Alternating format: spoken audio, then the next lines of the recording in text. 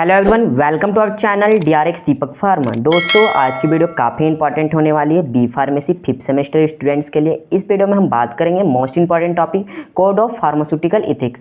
दोस्तों, इस टॉपिक से 5 या 10 मार्क्स के क्वेश्चन पूछे जाते हैं। जब आपका 10 मार्क्स का क्वेश्चन पूछा जाएगा तो उसमें आपको सिर्फ जोड़ दिया जाएगा कि फार्मेसी ओथ क्या होता है, उसको आप बताइए। तो आज मैं पूरे अच्छी तरह से आपको बताऊंगा कोड ऑफ फार्मास्यूटिकल इथिक्स क्या होता है। तो दोस्तों, आपको पता होगा कि इथिक्स मतलब क्या होता है, मोरल वैल्यू, हमारे कैरेक्टर, हमारे बिहेवियर क्या है एज अ फार्मासिस्ट, हमारा बिहेवियर कैसा रहना चाहिए, हमारा कैरेक्टर कैसा रहना चाहिए एज अ प्रोफेशन, हमारा medical profession, as a trade. तो ये सब के बारे में हम आज पढ़ेंगे। तो चलिए दोस्तों, सबसे पहले हम जान जाते हैं इथिक्स क्या होता है। तो इथिक्स क्या है? It is a science in which we have study about moral duties which prepared by particular group and member of profession and follow by all.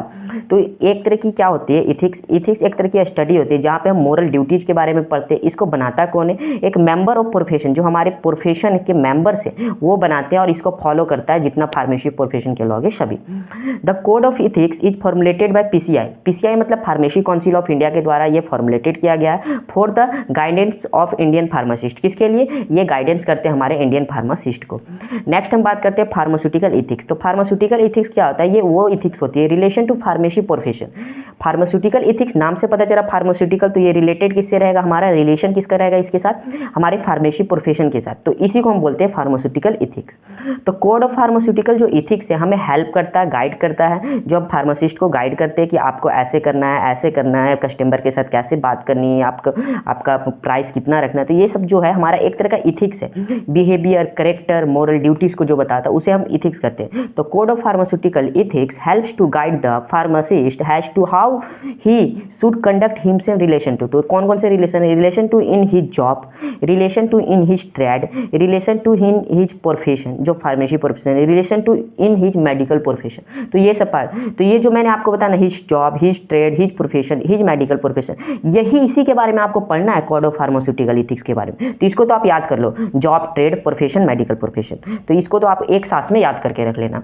Next हम बात करते हैं moral principle related to the pharmaceutical profession called code of pharmaceutical ethics. तो जो moral duties होती है, moral principal होते हैं, वो किससे रिलेटेड रहता है? हमारे फार्मास्यूटिकल प्रोफेशन से। तो इसी को हम कोड ऑफ फार्मास्यूटिकल इथिक्स कहते हैं। दोस्तों, मैं बता दूं, जो जूरिस का सब्जेक्ट है काफ़ी डिफिकल्ट इसकी लैंग्वेज रहती है, लेकिन ये हार्ड नहीं है, टफ नहीं है। अगर आप पढ़ोगे तो मैं आपको साथ के साथ नोट्स भी प्रोवाइड करवाता रहूँगा और आपको इसी तरह इतनी अच्छे राइटिंग वे में ही आपको नोट्स भी मिल जाएंगी। तो आप टेंशन बिल्कुल ना ले, आप थोड़ा चैनल को सपोर्ट कर देना। तो चलिए आगे मैं बात करता हूँ कोड ऑफ मोरल ड्यूटीज, और इसमें प्रिंसिपल के बारे में जो मैंने बता दिया। इसमें बाइंडिंग, कंडक्ट, बिहेवियर, करेक्टर के बारे में पढ़ते हैं। इसमें हम पब्लिक की सर्विस को इंश्योर करते हैं, डेवलप करते हैं न्यू स्टैंडर्ड्स को, स्टेटस ऑफ फार्मेसी प्रोफेशन को इंक्रीज करते हैं। Code of conduct can be divided into different group. तो जो कोड ऑफ कंडक्ट है उसको डिवाइड कर दिए हैं डिफरेंट ग्रुप्स में। अगर दोस्तों आप अगर ये पेपर में इसी तरह का फ्लो चार्ट बना के आ जाते हो तो आपको नंबर यहीं पे मिल जाते हैं, क्योंकि इस तरह का फ्लो चार्ट इतना इसमें ही सारा है, सारा कुछ इसी में है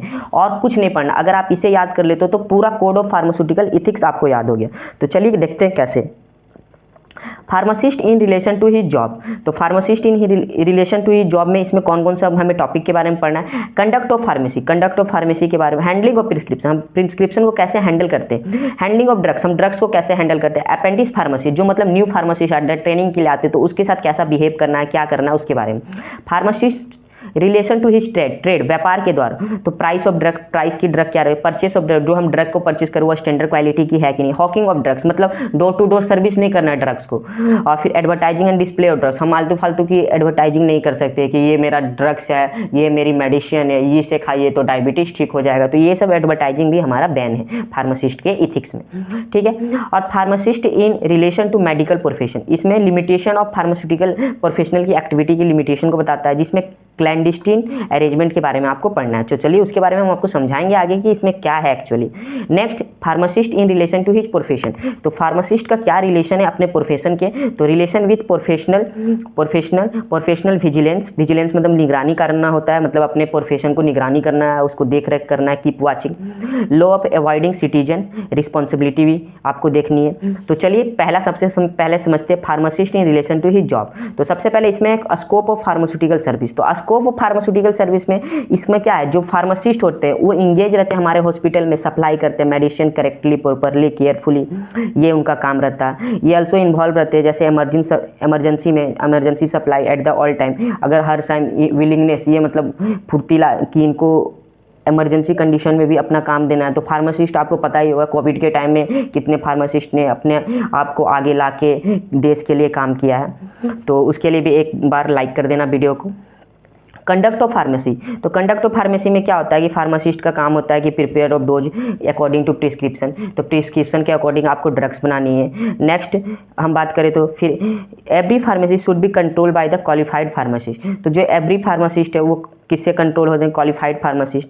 तो एवरी जो हमारी जितनी फार्मेसी है वो किससे कंट्रोल हो रही है, कंट्रोल उसको कौन करेगा, क्वालिफाइड फार्मेसी। ऐसे नहीं कि कोई भी दुकान खोल के बैठ गया दूसरे की डिग्री लेके, तो ये भी हमारा एक तरह का कोड ऑफ फार्मास्यूटिकल एथिक्स नहीं कहलाएगा। हैंडलिंग ऑफ प्रिस्क्रिप्शन, प्रिस्क्रिप्शन को हैंडल करना भी एक तरह की कला होती है, कोई नहीं कर सकता, ये फार्मासिस्ट को पता होता है। क्योंकि अगर आप मान लो प्रिस्क्रिप्शन ले रहे हो, मान लो इस तरह ये आपका प्रिस्क्रिप्शन है, ठीक है, मान लो यहाँ पर RX लिखा हुआ है, यहाँ पर डॉक्टर ने कुछ लिख दिया, ठीक है, आप यहाँ ले रहे हो तो यहाँ पे ले लिया। अब इसमें कुछ ऐसा लिखा हुआ है, ऐसी बीमारी की दवा लिखी हुई है, जो आप अपना फेशियल एक्सप्रेशन चेंज करते हो तो उससे क्या लगेगा, जो पेशेंट होगा, पेशेंट को क्या होगा, उसमें इम्पैक्ट पड़ेगा, उसको लगेगा कि कोई बड़ी तो बीमारी नहीं है, इसलिए आपको अपनी फेशियल एक्सप्रेशन भी चेंज नहीं करनी है।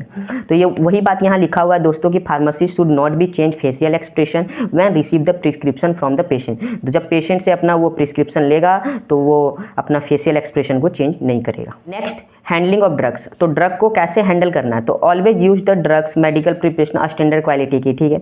जब हम ड्रग को हैंडल करेंगे तो prescription with sufficient sub standard unethical preparation नहीं करना है। Such drugs preparation should not be supplied to anyone, वैसे ड्रग्स सपेरियस जो अनवांटेड जो फॉरेन है उसको हमको सप्लाई नहीं करना। In hospital pharmacy various medicine should pharmacist should B proper maintain of drug, तो फार्मासिस्ट का ही काम है कि आप proper maintain of drug, proper handling of drug करके आप पेशेंट को अपना ड्रग को दें, उनका ड्रग को दें। अप्रेंटिस फार्मासिस्ट क्या होता है, जो फार्मासिस्ट न्यू आते हैं ट्रेनिंग के लिए, जैसे आपकी फार्मेसी कंप्लीट हो जाएगी, जैसे अभी आप बी फार्मेसी कर रहे हो, तो आफ्टर बी फार्मेसी अगर आपको हॉस्पिटल में ट्रेनिंग लेनी है तो लेनी पड़ेगी, नहीं तो आपको इंडस्ट्रियल में जाना तो इंडस्ट्रियल, जैसे आपको हॉस्पिटल में जाना तो आपको ट्रेनिंग लेनी पड़ती है 45 डेज की। अगर आप 45 की ट्रेनिंग ले रहे हो तो एकेडमी कंप्लीट करने के बाद, तो वहाँ क्या होता है, किसी के अंडर आप सीखोगे तो वो जो सिखाएंगे आपको टेक्निक स्किल, वो एकदम इथिकल मैनर से सिखाना चाहिए आपको, बिहेवियर्स की स्टोर ऐसा होता है, इसको यहाँ रखते हैं, ऐसे करते, तो ये सारी बातें। तो वही चीज लिखी हुई कि when new pharmacist has come for practical training after completion of the academic training, chief pharmacist should provide uniform practical training to all new pharmacist, तो ऑल न्यू फार्मासिस्ट को एक अच्छा प्रॉपर ट्रेनिंग देते हैं, सफिशिएंट टेक्निक बताएंगे, skills को बताएंगे। Next है कि pharmacist in relation to his trade के रिलेशन में क्या है, तो सबसे पहले प्राइस स्ट्रक्चर या प्राइस ऑफ ड्रग्स, तो फेयर प्राइस रखना चाहिए ऑल द कस्टमर के लिए इक्वल, जो है NLEM के according, national list of essential medicine के according. Price should be according to quality and standard, तो quality and quantity of drug और उसके स्टैंडर्ड के अकॉर्डिंग प्राइस रखनी चाहिए। फार्मासिस्ट है गुड एंड फेयर प्राइस, वही बात है, और can not sell drug over the price, तो ये सबसे पहले पॉइंट आपको याद रहना चाहिए एज अ फार्मासिस्ट कि आप दवा की रेट से ज़्यादा आप नहीं बेचो, किसी के साथ धोखा मत करो, सेवा करो, सर्व करो अपनी कंट्री को, तो जो MRP है उसी पे बेचना चाहिए या सेलिंग करनी चाहिए, जो भी आपको, तो एक तरह का गुड एंड फेयर वे में आपको सेलिंग करनी चाहिए। और परचेस ऑफ ड्रग, अगर आप जो परचेस कर रहे हो ड्रग, वो नहीं कि कोई भी लो क्वालिटी की परचेस करनी, स्टैंडर्ड क्वालिटी की मेडिसिन परचेस करो, उसका ओरिजिनल बिल होना चाहिए डीलर के पास। तो हैवकिंग ऑफ ड्रग मतलब क्या होता है, डोर टू डोर सर्विस आपको नहीं करना है, जैसे pharmacist should be avoid hawking of drug, मतलब डोर टू डोर सप्लाई नहीं करनी अपनी ड्रग्स की, ठीक है। Self service should not be use the encourage self medication, अब सेल्फ सर्विस सेल्फ मेडिकेशन को इनकरेज करता है तो ये भी नहीं करना है। एडवर्टाइजमेंट या डिस्प्ले, ये सब नहीं करना है कि advertisement of drug should not false claim which gives misleading information about drug should be prohibited, तो जैसे ऐसे नहीं कहते कि अगर ये दवा खाओगे तो तुरंत ठीक हो जाएगा, तो ये सब क्या है, एक तरह का मिसलीडिंग इन्फॉर्मेशन है कि देखिए हर मैकेनिज्म का अलग अलग एक्शन होता है, उसका उतना प्रॉपर टाइम लगता है, तो एडवर्टाइजमेंट में कुछ गलत दिखाते हैं कि इतना जल्दी ऐसे हो जाएगा, तो ये सब पे ध्यान थोड़ा रखना है। और एडवर्टाइजिंग एंड डिस्प्ले भी as a code of pharmaceutical ethics गलत है। नेक्स्ट हम बात करते हैं pharmacist in relation to his medical profession. तो क्या रहना चाहिए, तो वही मैंने क्लैंडस्टाइन अरेंजमेंट के बारे में आपको बताया था। तो pharmacist should never be sign and secret agreement और कॉन्ट्रैक्ट विद फिजिशियन, उसके साथ कभी नहीं साइन और सीक्रेट एग्रीमेंट कॉन्ट्रैक्ट करना चाहिए फिजिशियन के साथ। Offering the commission of recommending his medical store, तो वो कुछ कमीशन वगैरह भी देते, तो ऐसा कुछ नहीं करना चाहिए as a pharmacist. Pharmacist never भी interfere between the duty of physician और डॉक्टर, तो फार्मासिस्ट को जो ड्यूटी होती है डॉक्टर की उसके बीच में इंटरफेयर नहीं करना चाहिए। सर ये दवा मेरी सेलिंग करा दीजिए, जो एमआर करते हैं, तो ये सब थोड़ा ना as a code of pharmaceutical ethics थोड़ा ना ये गलत हो जाता है, तो थोड़ा इन सभी बात पे ध्यान देनी चाहिए।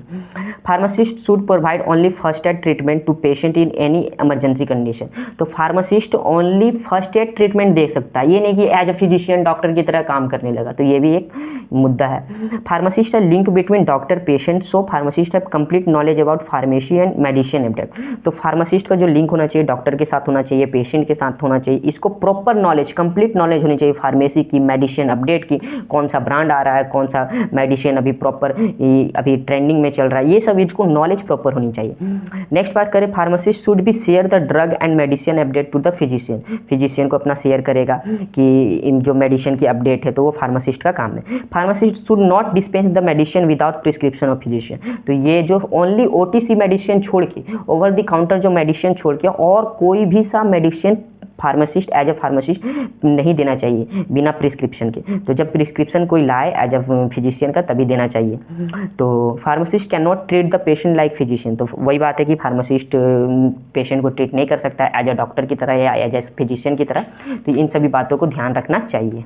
देखिए pharmacist in relation to his profession कैसा रहना चाहिए, तो फार्मासिस्ट जो होते हैं उसको प्रॉपर कंप्लीट नॉलेज होनी चाहिए about law related to pharmacy profession, pharmacy profession से रिलेटेड जितनी लॉ है उन सब के बारे में, ड्रग्स के बारे में सारी प्रॉपर नॉलेज होती है। Pharmacist should follow complete law of pharmacy profession, तो फार्मेसी जो होते हैं उनको फॉलो करना चाहिए कंप्लीट लॉ है जो फार्मेसी प्रोफेशन का वो। और एक last most important of pharmaceutical code of ethics, इसके बारे में, तो इसमें क्या जो मेंटेन करता हमारा relationship between patient and pharmacist का, ये बरकरार रखना चाहिए, मेंटेन करना चाहिए professional competence by the pharmacist, ये हमारा respect value ability of colleagues and other health professional, उसको रिस्पेक्ट पढ़ाती है। Make pharmacist to act with honesty and integrity, ईमानदारी से काम करना है अपने एज अ फार्मासिस्ट वर्क पे, एक तरह का हमें मोरल ड्यूटी सिखाती है, हमारा क्या वर्क है, हमारा क्या बिहेवियर है, हमारा क्या कैरेक्टर उसको बताती है। ये ऑल्सो रेगुलेट करती है हमारी वर्किंग ऑफ फार्मासिस्ट क्या होनी चाहिए, वो हमारे स्टेटस ऑफ फार्मेसी प्रोफेशन को भी इंक्रीज करती है। It can also help the new standard and status of pharmacy profession को इंक्रीज करने के लिए, मतलब डेवलप करने के लिए, अच्छे पोजीशन पे पहुंचाने के लिए मदद करती है। तो ये सारे कोड ऑफ फार्मास्यूटिकल इथिक्स, अगर आप इसी तरह इतना लिख के आते हो, अगर आपको इसका नोट्स चाहिए तो आप मुझे कमेंट बॉक्स में बता देना, मैं अपने टेलीग्राम चैनल पे अपलोड कर दूंगा, जिसका लिंक आपको डिस्क्रिप्शन बॉक्स में मिल जाएगा। तो मैं इसी तरह इस बार फार्मास्यूटिकल जूरिस्प्रूडेंस का, जो फार्मास्यूटिकल आप जूरिस भी कहते हो, उस सब्जेक्ट का मैं नोट्स लाने वाला हूँ विथ लेक्चर, तो आपको इसी तरह प्रोवाइड होगा। और इसका वीडियो भी बहुत कम मिलेगा आपको यूट्यूब पे, तो थोड़ा आप हमें सपोर्ट करना। आपको कैसी लगी वीडियो कमेंट बॉक्स में बता देना, यह वीडियो आप लोगों को अच्छी लगी होगी। तो मिलते हैं दोस्तों नेक्स्ट वीडियो के लिए, तो तब तक के लिए हमारे चैनल पे बने रहें और चैनल को सब्सक्राइब कर लें।